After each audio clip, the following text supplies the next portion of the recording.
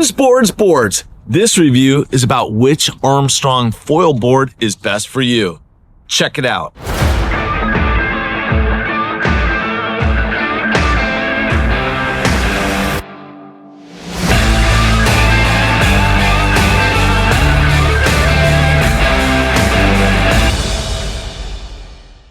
All right, Half-Life Nation, we are here to talk about the new Armstrong boards. There's a lot of them. There's a lot to think about. And what are you going to do?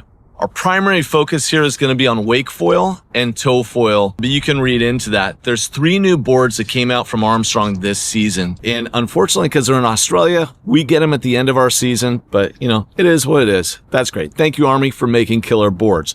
So there's the Austin Tovey Pro, which is in my hand right here. There's the WKT MKII 109, also made as a 122. That's in my hand here. And then behind me is the Noah Flegel.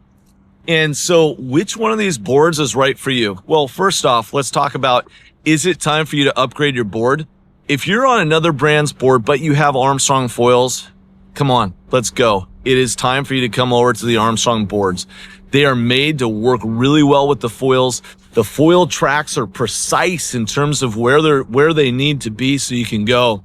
So let's talk about the differences. The Austin Tovey right here, I would say, is the most advanced board in this group for shredding and for tow. It's small. It's 3'6". It comes in at 13 liters, so there's a little bit of a float to it. It has the same kind of grip architecture that you're going to see on the Flegel as well. Both the Tovey and the Flegel have more squared up ridges in the back, little more rounded in the front. This board is small underfoot and it is fast as hell. Excuse my language. It really is. Now you should be like, well, Tim, a foil's a foil, you know, and why would it be faster? I actually can't describe or tell you why that's true. I just know it's true. When I'm running a ridge line on this board and I come down, it's just wicked fast. So fun to carve. Just the feeling of this board underfoot is just amazing. They put a little bump back here so you know where your back foot is. I really appreciate that. It's all carbon. You can see it has the carbon stringers here. And this board is great, but it's not for everyone.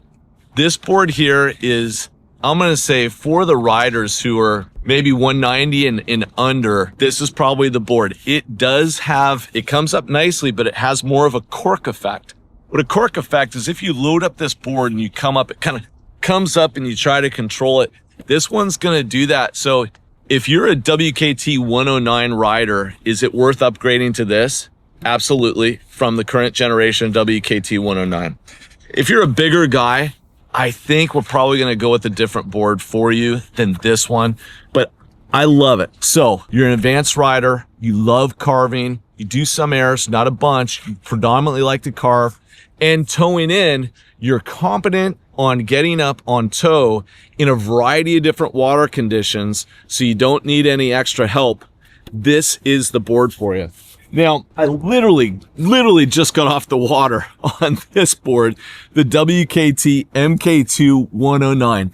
It's made in 2 sizes, 109 and 122. They're done with the 137. I never sold that to anybody anyways, because you'd outgrow it too quick.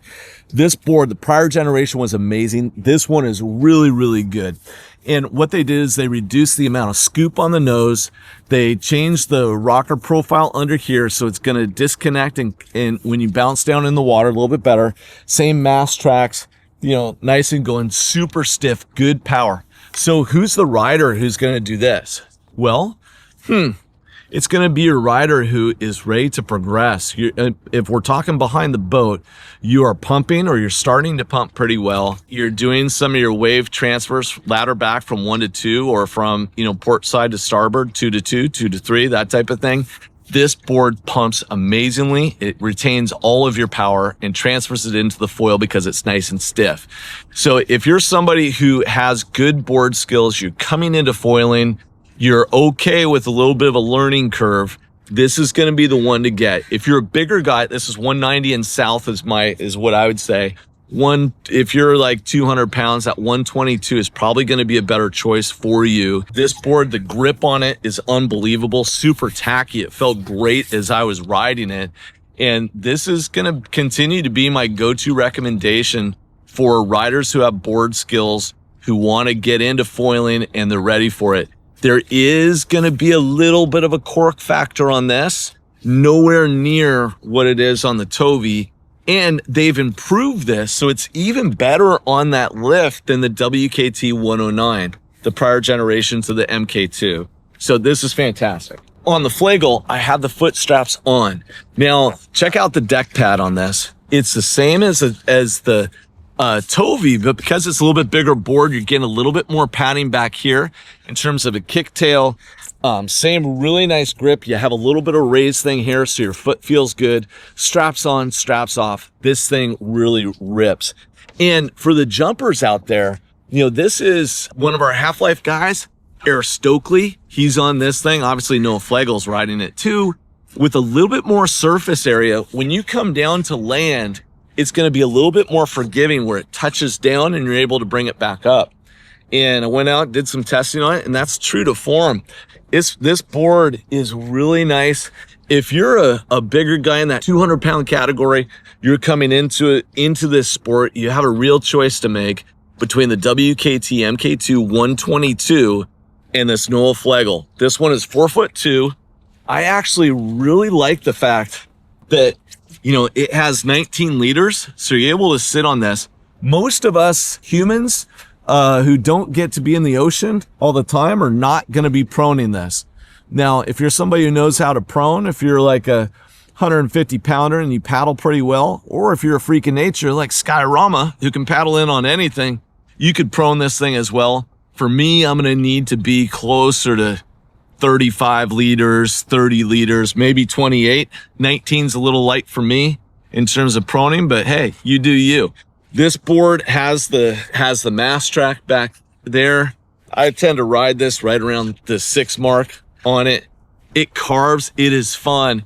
And so this board, when we think about towing in rough water, this thing is smooth as silk. And so, if I had my driver really try to throw me off with the starts, it comes up smooth every time.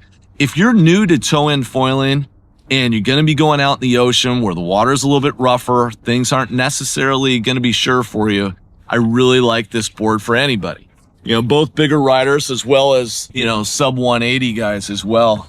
This is a good board. Now, when you're out there riding, if you're carving behind the boat, you're going to look at the size difference between these two.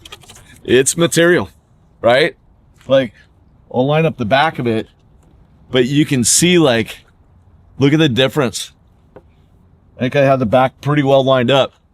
The Tovey is much smaller.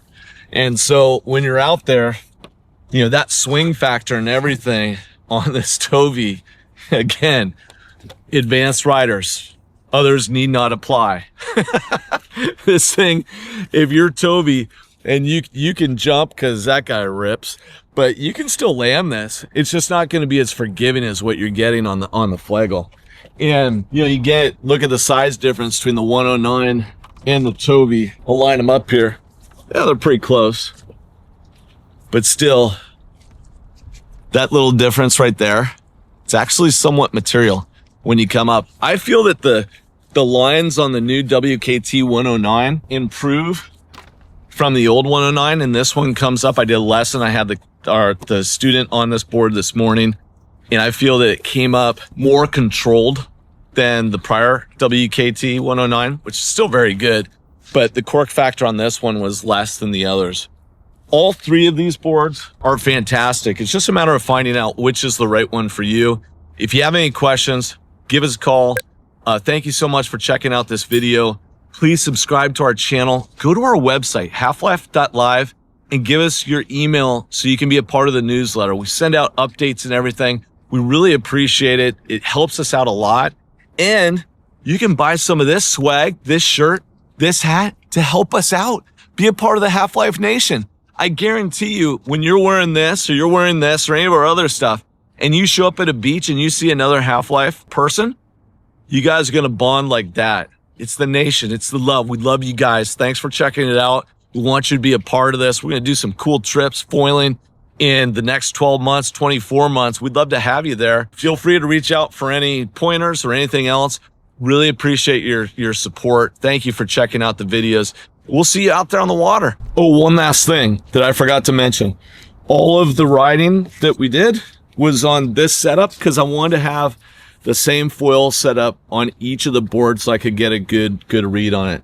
This is Performance 795 mast. It is my preferred for behind the boat. And then I was on the MKII 890, which I absolutely love.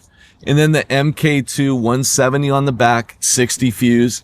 One of the things that's interesting about these MKs is the return of the 50 centimeter fuse. Haven't been riding that much, but it works well.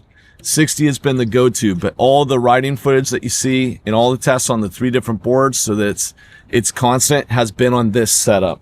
Is it the right setup for you? I don't know. Give me a call. We'll talk through it. All right, later.